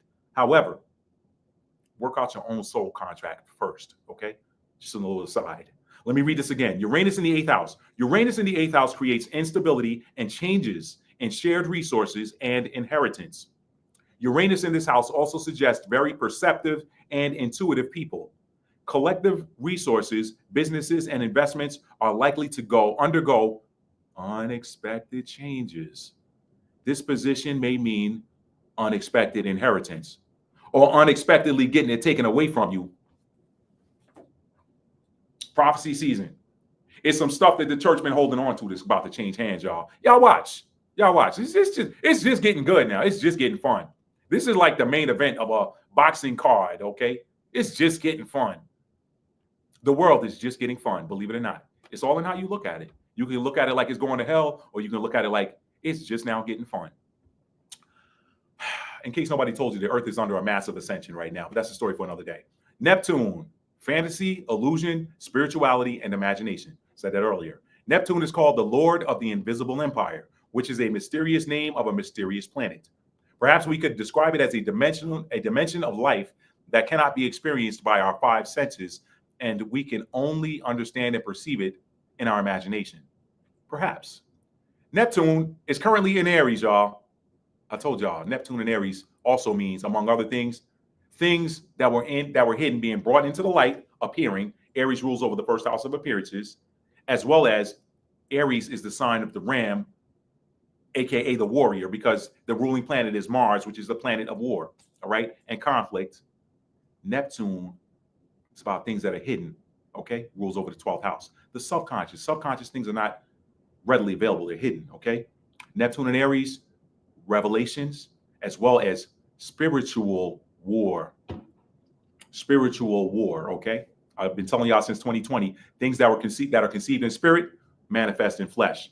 We're now about to start beginning to see the manifestation in the flesh of the spiritual warfare that started some 5 years ago, a little before. Here we go. People with Neptune and Aries fight for their ideals, but if Neptune is badly aspected, they may fight without worrying about anything and without respect for moral values and principles. I'm not getting into any aspects here today. Faith, inspiration, and desire are three characteristics of these people. Now, Neptune is in the 6th house, okay? Neptune in the 6th house suggests a connection with the work environment, the need to provide services, and also with health. These people may have the spiritual urge to help others.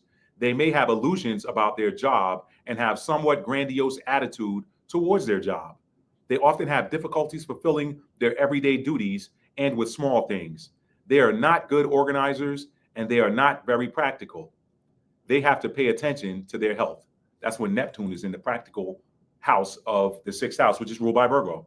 So that Neptunian energy, remember, Neptune rules over the sign of Pisces. The 6th house is ruled by Virgo. They are opposites. So when you got that Neptune pulling against that 6th house, it's pulling it in the opposite direction because that 6th house by itself is not strong enough.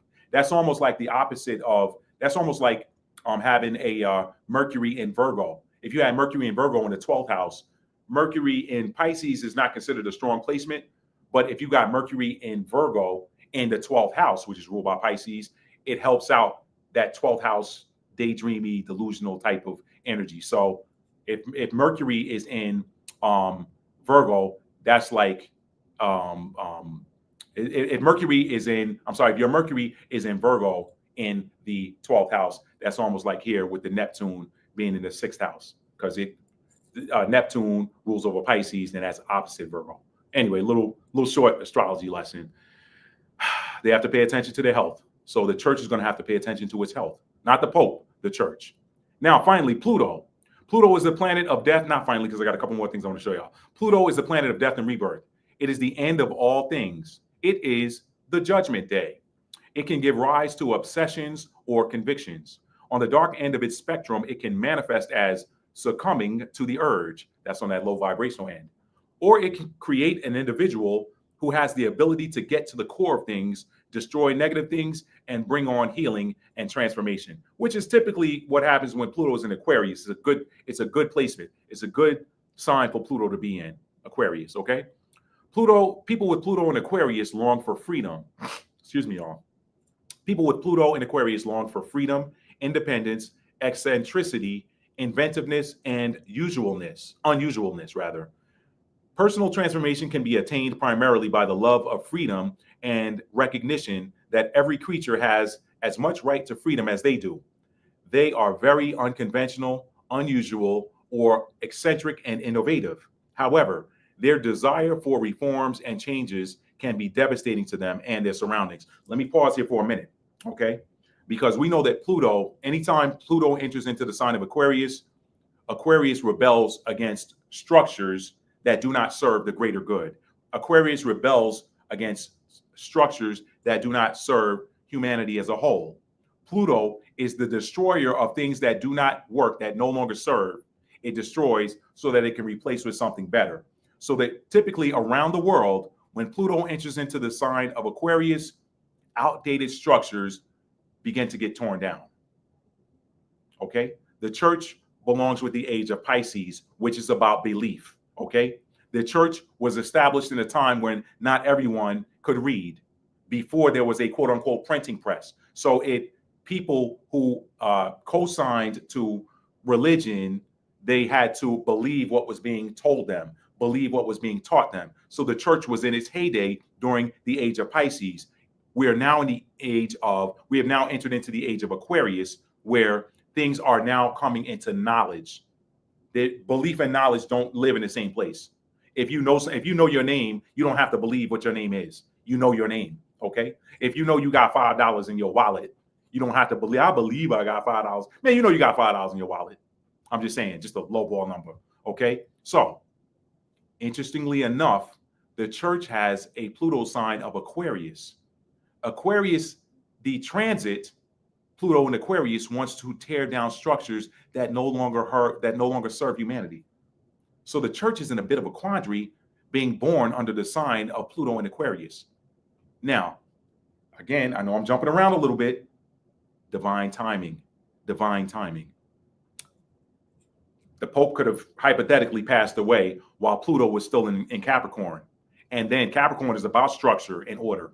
So institutions, okay?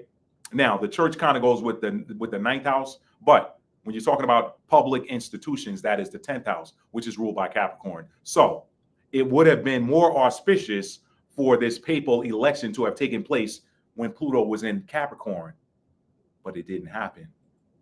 Divine intervention. So now the church, this new church, has a Pluto sign of Aquarius, and yet the church represents structure. That's very interesting. All right. Continuing on, Pluto in the fourth house. Pluto in the fourth house creates tension at home. These people will have the tendency to be domineering towards their friends and relatives. In such a home environment, there may be a struggle for power among family members. Throw out what I said earlier about working at the Vatican now. Okay, throw that out. Forgot about Pluto in the fourth house. These people have the tendency to be domineering toward their friends and relatives. In such a home environment, there may be a struggle for power among family members. These people have a strong bond with their home or country. In some cases, they will be interested in science or jobs that deal with their country or the world. We got the first ever American Pope. Keep that in mind. These people have a strong bond with their home or country. Could this be the reigniting of or a strengthened position between the United States and this new Pope because he is from the United States? Isn't church participation dropping in droves in the United States? Isn't the United States pretty much the muscle and police force of the world and used to allegedly be the moral authority? Is this the attempt to reestablish America as the moral authority for the world? A lot happening, y'all. A lot happening. Lunar nodes. We know that the North Node's in Pisces. I just read that. The North Node in Pisces brings the conflict between transcendental effort and everyday reality, between chaos and order, and between spirituality and reason. Pisces is two fish. They swim in opposite directions. These people need to open up to their spirituality and imagination. These people need to open up to their spirituality and imagination. Spirituality and religion seldom, if ever, go hand in hand. There's conflict in the birth of this new church because the North Node is in the spiritual sign of Pisces. But the church is not necessarily spiritual because it represents the 9th house of religion, not the 12th house of spirituality. And there's some spirituality in the 9th house as well, but it's minuscule compared to the 12th house. These people, this church needs to open up to their spirituality and imagination. They need to escape. Maybe there's some spiritual reform coming to the church. Maybe you're going to see the institution of more spiritual practices mixed in with traditional religion. Who knows? Who knows? But that's like oil and vinegar. So how's it going to work? They need to escape the constraints of the usual and explainable and be open to the unusual and unexplainable. Do y'all see that happening with the church? Not me. They need to go beyond the rational and analytical, develop imaginative powers and spiritual awareness. They should stop working so hard and find time for themselves. They should learn to make self-sacrifice and show love for other people. Beware of morbid obsession with order, cleanliness, and rejection of everything that is not in perfect order or cannot be explained. Okay? And the North Node is in the 5th house. South Node in the 11th. Sits opposite. North Node in the 5th house brings the conflict between passionate, sensual love and pure friendship. Conflict between egocentric showing off and the awareness that they belong to a group. These people need to playfully express their creativity. They need to go on a stage and get some recognition and admiration. They need to see life as an invention, they need to see life as an invitation to play. They have to be careful not to lose their own identity and waste their energy when they get distracted. All right. I think that's why this is the guy for the job. And let's talk about these last two, Lilith and Chiron. Lilith is a fictional point, the second empty focal point of elliptical orbit of the moon around the earth.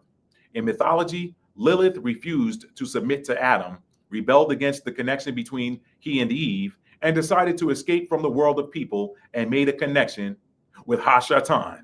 Okay? It says Satan here. Get y'all a little Hebrew there, a little something.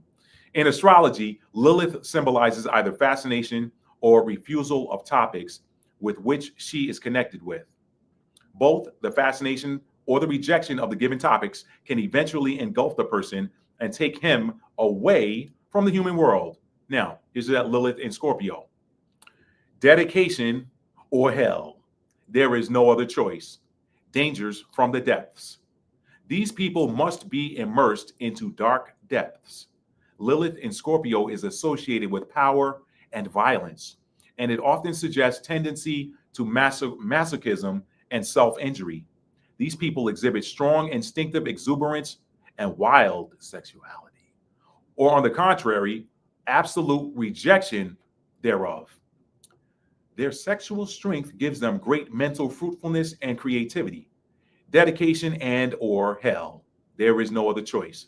The dark and secret side will be mercilessly exposed to light. Beware of I'm not going to read that part, okay? And then Lilith in the 1st house. These people are reserved. They are fascinating, but they also make other people nervous. That 1st house is your I am statement. It is also about appearances. Lilith is that shadow feminine energy. Everybody's got a shadow side. What do I always say on here? You got a shadow side. It's not about getting rid of your shadow because that's just not realistic. That doesn't happen, okay? It is about controlling your shadow side and not allowing your shadow side to control you. With that shadow placement in the 1st house, the house of appearances, we could see some shadow aspects of this church, and that is especially significant in this prophetic time that we're living in. Chiron, the wounded healer, the inner teacher. Chiron is an asteroid between Saturn and Uranus. Its orbit is very unusual and represents a bridge between material and spiritual worlds. According to mythology, Chiron was a great healer, wise teacher, and one of the immortal centaurs. Unfortunately, he was deadly injured by a poisonous arrow from Heracles, his favorite disciple. He was suffering in great pain, but he could not die. Finally, he gave up his immortality for the benefit of Prometheus, who was also suffering, and Chiron was sent to the underworld. In the underworld, Zeus had mercy for him and raised him to the heaven. In astrology, that sounds almost familiar, doesn't it, y'all? Giving up his life for his friends. Interesting. In astrology, Chiron symbolizes our unhealable injuries and incurable trauma.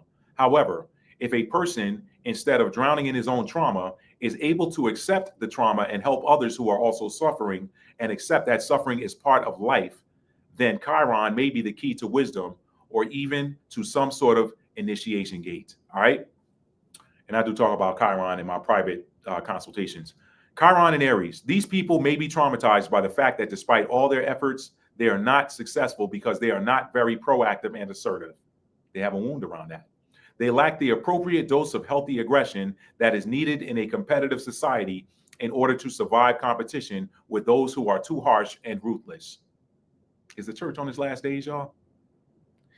They usually compensate for this with exaggerated activity, but the results never correspond with the effort they put in. Now, Chiron in the seventh house, partnership. So there's a wound around partnership. Interesting. There's a wound around partnership. All right. But right here, that sun is in the seventh house. Interesting. Chiron in the seventh house. No matter how hard these people try, relationships with other people are hurting them again and again. And these injuries, no matter how hard the church tries, relationships with people outside the church, the holy wars. Interesting, y'all. Interesting. That's just one example I threw out there. The church has other quote unquote opponents, okay? No matter how hard these people try, relationships with other people are hurting them again and again. And these injuries hurt more because they cannot be completely cured. On the contrary, from time to time, they reopen. All this stuff with the kids, all of these allegations. What did Big Judah talk about on his channel a week or so ago? Papal privilege or something like that. Papal secrets. No, pontifical secret, something like that. And you wonder why these, anyway. They try to avoid these. Let me read it again. No matter how hard these people try, relationships with other people are hurting them again and again. And these injuries hurt more because they cannot be completely cured. On the contrary, from time to time, they reopen. They try to avoid these painful experiences by turning away from other people. They prepare themselves for difficulties every time they are in contact with another person. But this attracts even more difficulties. However, loneliness sometimes causes even more serious injury. All right? I'm going to close that, y'all. I'm going to close it because I'll be tempted to go beyond, and I wanted to keep it basic. Is this the last pope, y'all? Is this the last pope? I want to go back again to the fact that this pope named himself Leo, and this is the 14th iteration of Leo. This is the 14th iteration of Leo. 4 plus 1 is 5, or 1 plus 4, depending on how you look at it. 1 plus 4 is 5. Leo is the ruler of the fifth house. The fifth house is about the sun. It's about activation. The sun shining. Pope Leo. Okay? That's that 5 energy. The Pope started Pope Francis, the late Pope Francis started this whole 5 magic stuff. Like, I'm going to open 5 sacred portals. By some accounts, he was never the same after opening the tomb of St. Peter or something like that. I didn't get too deep into it, but is this more of that 5 energy, y'all? What are they trying to activate? So but it does not matter, because again, we are in heavy prophecy season, and you cannot turn off divine timing. You cannot turn off divine timing. Let me pull this up real quick before we get off of here, y'all, because y'all know this is one I read a lot. I'm going to read it again. All right. Let's go to, let's click that. No, here. I want to bring up the Apocrypha. We're going to go to Second Esdras, because this is the season we're in. All right. All right, let's go. Let's go with Second Ezra chapter 6. Well, first of all, let's go to verse 9. All right, and then we'll jump down. Let's share this up. You're watching Maddie's Rap with author and storyteller Matt D. Talk. If you're enjoying this video so far, please tap that like button for me. I greatly appreciate it. It does help the channel out. It does. All right. This is the KJVA app, and you can download this on Android or Apple. Doesn't matter. Second Ezra's, this is in the Apocrypha. Second Ezra's chapter 6, okay, beginning at verse 9. For Esau is the end of the world, and Jacob is the beginning of it that followeth. Is this church Esau, or is it Jacob? Is the lion Leo, the name Leo representing the lion of Judah? I'm like, what were they playing with? I'm trying to figure this out, y'all. Y'all help me. We're speculating right now. Nothing. This is pure, mere speculation. Nothing more. Okay, nothing more. As some content creators say, for entertainment purposes only. For Esau is the end of the world, and Jacob is the beginning of it that followeth. If the church is Jacob, then this church is going to be all right, and it's going to thrive forever. Okay? But if the church is Esau, then this word stands. This word stands. Why does this stand? I can show you better than I can tell you. Why does that word stand? Somebody already knows where I'm going. By the way, this is not a Christian channel, in case you hadn't figured that out yet. We break down scripture here, but this is spiritual. The Bible and the ancient text from which it was derived are spiritual in nature, not religious. They were hijacked by the religious establishment and refashioned into the doctrine of control. Okay? Isaiah 55:11. So shall my word be that goeth forth out of my mouth. It shall not return unto me void, but it shall accomplish that which I please, and it shall prosper in the thing whereto I sent it. So the word never fails. It never fails. This is a story that was written in the heavens. This is a story that was written in the heavens. Let me bring this up. This is a story that was written in the heavens. Let me go here for a second. Amos.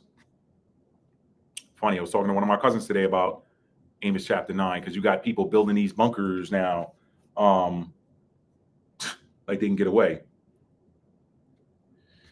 Let's go to Amos chapter 9, verses 5 and 6. And the Lord God of hosts is he that toucheth the land, and it shall melt, and all that dwell therein shall mourn, and it shall rise up wholly like a flood, and shall be drowned as by the flood of Egypt. Did y'all see that torrential downpour in Dimona, Israel, a few days ago that like drenched it? Did y'all see that?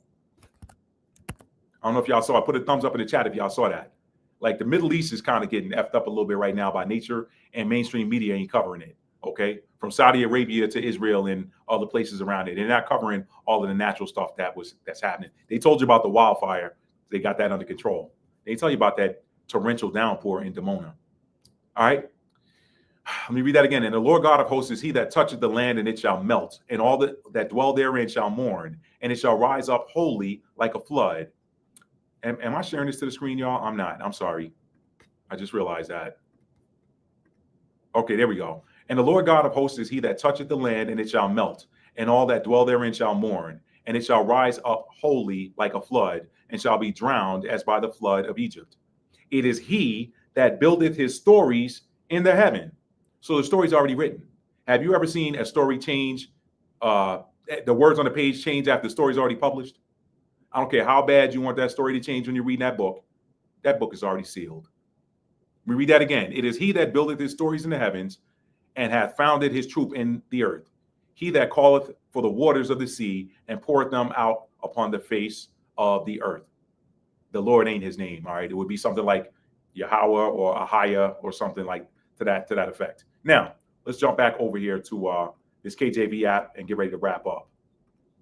Thank you all for being here today. I know this was an early edition of what I normally do in the evening, so I appreciate you guys, especially my regulars that showed up for this one. For Esau is the end of the world, 2 Ezra 6 and 9. For Esau is the end of the world, and Jacob is the beginning of it that followeth. Okay? Now, let's jump down here to verse 17. 2 Ezra 6 and 17. And it happened that when I had heard it, I stood up upon my feet and hearkened. And behold, there was a voice that spake, and the sound of it was like the sound of many waters.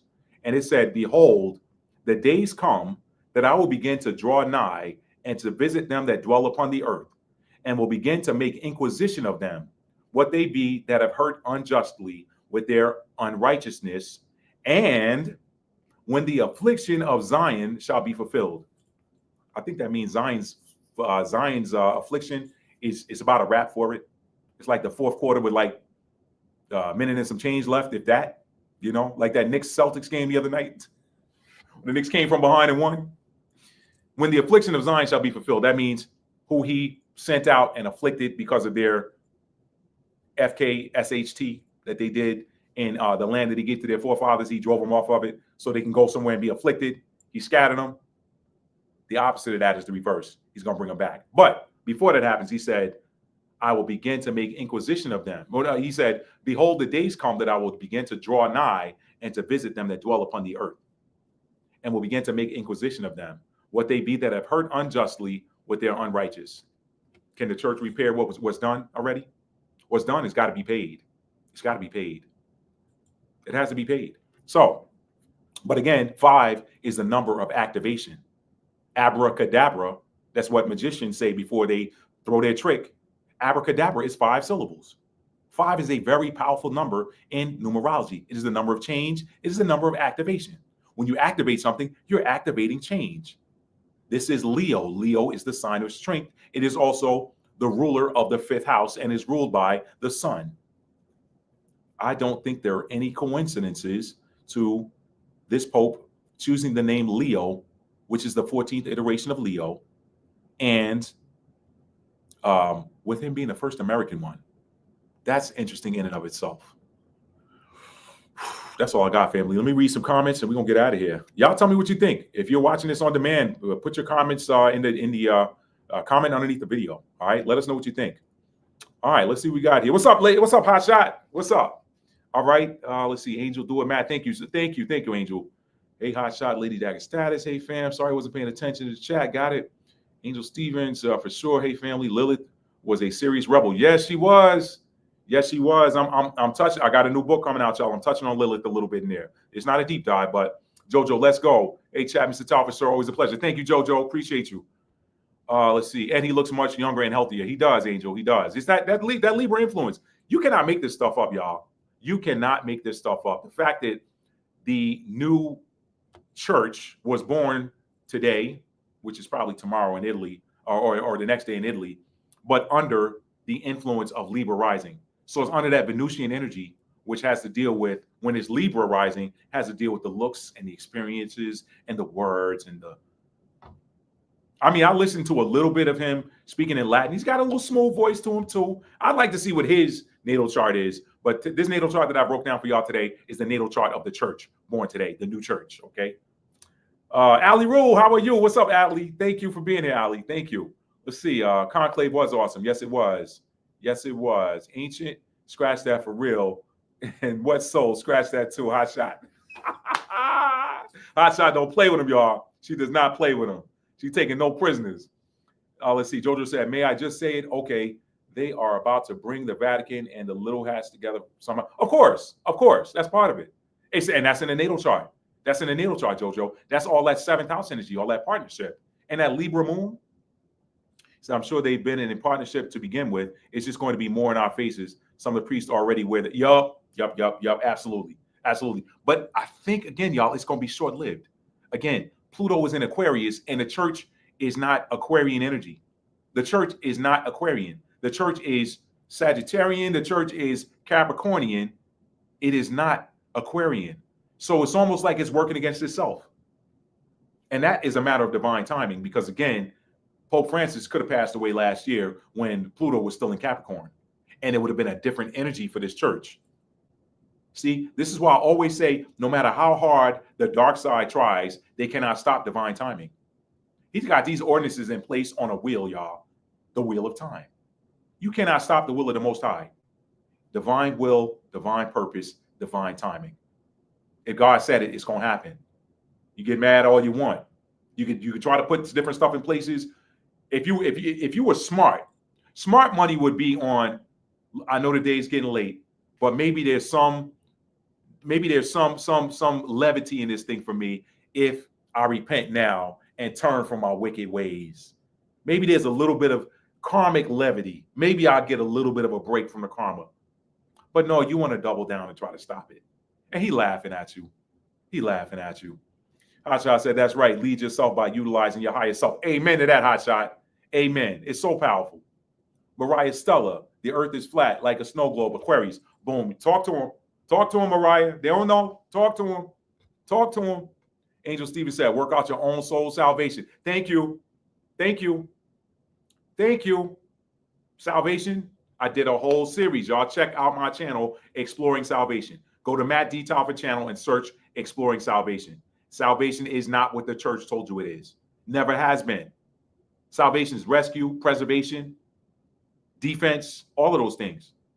But in this context, work out your own soul salvation. Work out your own soul contract. I'm not responsible for what's on your soul contract. You're not responsible for what's on mine. There might be some interplay. We might overlap. We might partner together. But guess what? If I'm trying to partner with you and you ain't doing your part, I'm clean on my soul contract. If not trying to partner, if we were destined to partner. I'm just saying, this is hypothetical, y'all. But what I'm saying is, ain't nobody's name on your paper that you turn in school but yours. Your life is not a group project. It's not like a school where, hey, Cole, you five over here, you five, whatever. You guys working and you turn in your project as a group, and everybody in the group's going to be graded on the work that the team turns in or that the group turns in. Everybody's going to be individually graded on this single project. Okay? It don't work like that in the realm of souls. That realm of souls is like your final exam for school. Your name is on that final exam. Whether you graduate to the next grade, ascension, or you have to repeat it, retrograde in your north node, it's based on what you do. All right? All right? Ditch the church, Mother Circe. Okay, Rahu, she said. Rahu, that's north node. Yep. If you into Vedic astrology. Puglia is Leo plus Capri. I wonder if he is also Capri. I would love to see his natal chart. I don't even know that anybody's got it out there publicly yet, but it'll probably be out there in a week. Y'all know they don't. These astrological websites don't miss a beat. So we see before I get off the here. He might be out there already. Let me check astro charts. That's one of the ones I look at for celebrities. Hang on one sec, fam. Let's see astro charts.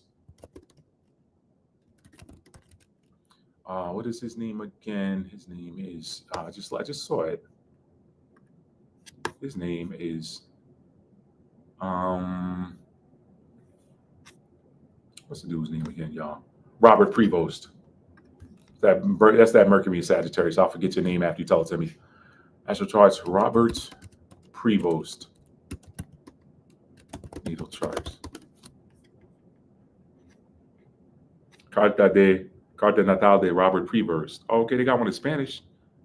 Wait a minute, hold up. They don't mess around. Let me see something. Oh, wait, no, that ain't right. Let's see. Let's see if they got it up here anywhere. They don't. Trying to find it. Look like trying to see it on the Spanish website.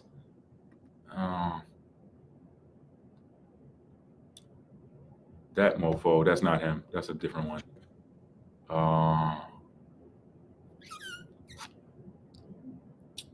American Pope. No, that's a YouTube page, and I don't have time to watch it. Let's see. Let's do this. Let's see. Birth date.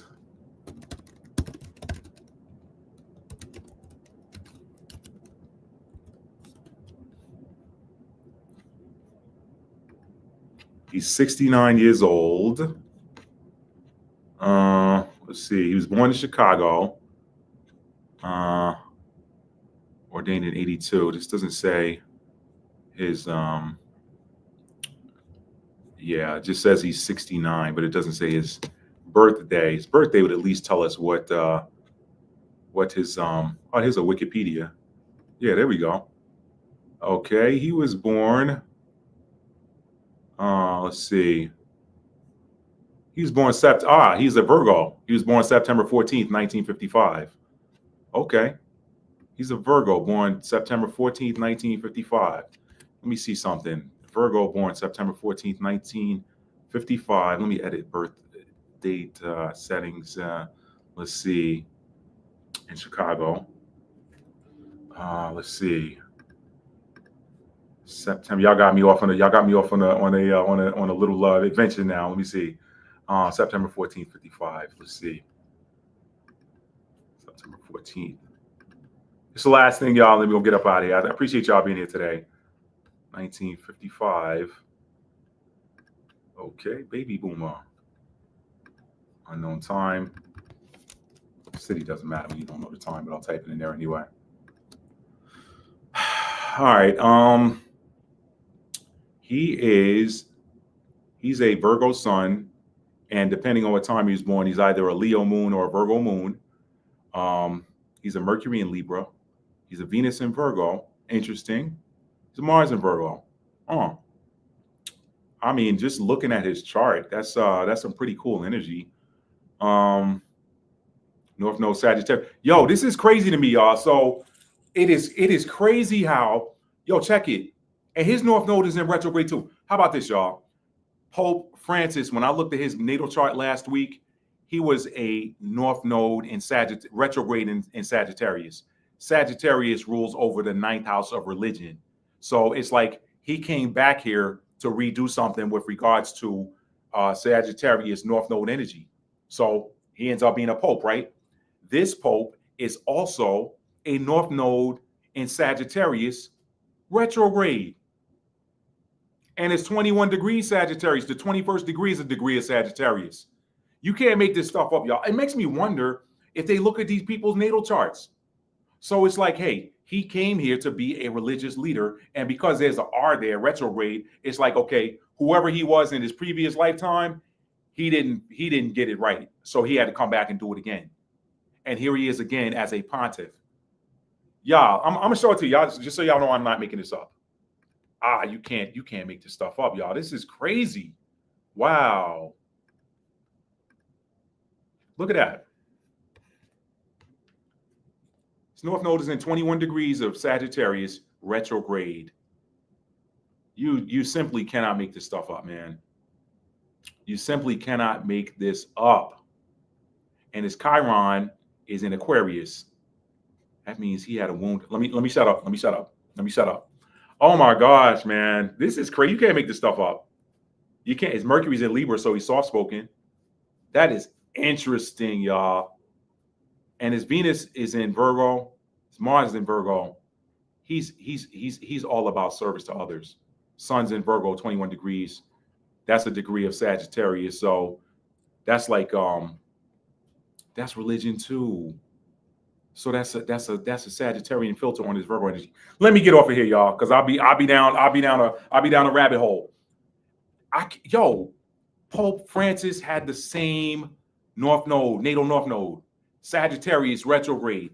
This guy's North Node is Sagittarius retrograde. He's back here again to be a religious leader. And he's been a religious leader for how many years? Woo! You can't make this stuff up, y'all. You cannot make this up. Angel said integrating that shadow side. You have to. You got to have a shadow. Like I said, y'all, you got to control your shadow. You don't let your shadow control you. All right. If somebody is coming for your family, it ain't love and light at that point. It ain't love and light. You in your shadow. You better be. If somebody coming for your family, you better be in your shadow. All right. All right, y'all. That's all I got. Thank y'all for being here today. I love each and every one of you guys. If you have not done so, please tap that like button for me on the way out. All right. And if you're new to this channel and you like being entertained, educated, uplifted, and inspired, please hit that subscribe button and make sure that your notification bell is set to all so you'll be notified when I drop new content. Y'all, again, let me know in the comments what you thought about today's video. Let me know what your thoughts are on the Pope. What do you think? How do you think he's going to work out? How long do you think the church has before all hell breaks loose on the earth? Because it's coming according to Bible prophecy. Some people try to look the other way or stick their head in the sand like this ain't going to happen. It's coming because things got to be balanced out. And since we're talking about that Sagittarius North Node, Sagittarius card in tarot is Temperance. Temperance is the angel of balance and healing. Balance and healing are coming to the earth, but it ain't going to be via the church. All right? It's not going to be via the church. So this is going to be an interesting, I don't know whether to say term or not, y'all, because 2025 is popping off. It's already popping off. So is this a coincidence, y'all? Was this more five magic with, you know, the name selection and the iteration of Leo in the papacy? The date, the 8th of May, that's 5 plus 8, 13. Okay, plus the 9 energy of the year, that's 22. The master builder. What are they trying to build? What are they trying to build? Why was it chosen on the day that the moon was in Libra? Did they have to get this done today because the moon is transitioning into Scorpio tomorrow? We know Scorpio moons are intense. You couldn't have the new church being born under the intense lunar sign of Scorpio. That is the most intense sign of all of the moon signs. In fact, that's the most intense Scorpio sign, period. Out of all the planetary placements, lunar Scorpio is the most intense version of Scorpio. They had to get it done, y'all. They had to get it done. This is a cosmic alignment. But again, y'all, nothing happens outside of divine will, divine purpose, divine timing. So it does not matter what it is. All right. If there's some fuckery in this decision and the timing of it and everything that they were doing, then Proverbs 26 and 27 is going to kick in. Y'all know what Proverbs 26 and 27 is. If you don't know, go look it up. Whoso diggeth the pit shall fall therein, and he that rolleth the stone, it's going to roll right back on him, baby. It happens that way every single time, all right? And that Proverbs 26 and 27, when you add those up and reduce them numerologically, it comes back to 8. What goes around comes around. Beautiful. And that's encoded in scripture. Who knew? Who knew? Was that a coincidence? No. So that's all I got, family. Again, before you get off of here, I'm going to say this thing I say all the time before I end these videos. Tell somebody you love them and mean it. How do you mean it? You have to show it. Love is a verb. It's a noun as well. But when we focus on the verb version, the noun somehow always takes care of itself. And last but not least, family, your destiny. Your destiny. You watching this video. Your destiny can only be achieved by your operating in the energy of authenticity. If you are not being authentic, who are you? You have to be authentic. Be true to yourself. Truth starts with truth to self. Then it moves on to truth to others. The worst person you can ever lie to is yourself. Authenticity, baby. If you want to complete your soul contract, if you want to work out your own soul salvation, be authentic and do what it is that you came here to do. Thank you to everybody who's in the chat. I love each and every one of you guys. You guys have a magnificent rest of your evening. And again, you got any thoughts on it? Leave it in the comments underneath the video. You guys, until the next one, peace, family.